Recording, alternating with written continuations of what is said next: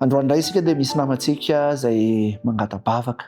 Entintsika bavaka izy satria izany indrindra no antom-pisian'izao fotoana izao. Dia tsy iza izany fa ny namantsika Rina. Rina moa izany izay manana trosa amin'olona izy, ananan'olona trosa dia tsy iza izany fa amin'ny monsieur Avitra.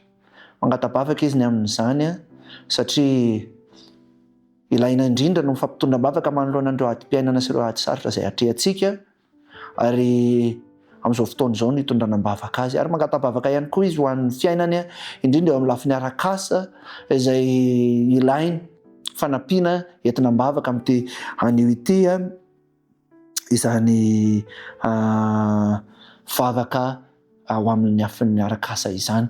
Koa hitondram-bavaka azy tsika amin'ity androany ity, koa asaiko ianao hiara hiombam-bavaka amiko amin'ity androany ity hitondram-bavaka n'izany namantsika izany, hivavaka isika.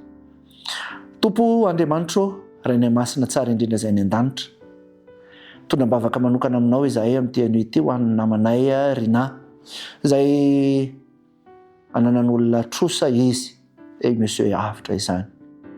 Andriamanitro, hampio izy mba ho hainy ny manefa an'izany trosa izany ary ho maivana aminy izany ka ho efany ary irina indrindra ianao ho mpanohana azy eo amin'ny lafim-piainana manontolo, ho mpanampy azy amin'izany sedram-piainana izay hatrehany izany satria matoa izy mangataka an'izany dia tsy efany samy rery izany fa mila ny fanampiana avy aminao.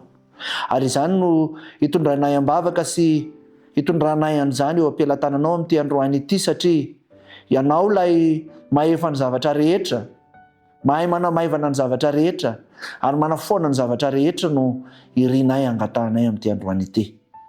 Tompo, hampio izy mba hahita lalana ahafahany manefa an'izany. Ary eto ihany koa dia mangataka aminao izahay eo amin'ny lafiny arak'asany.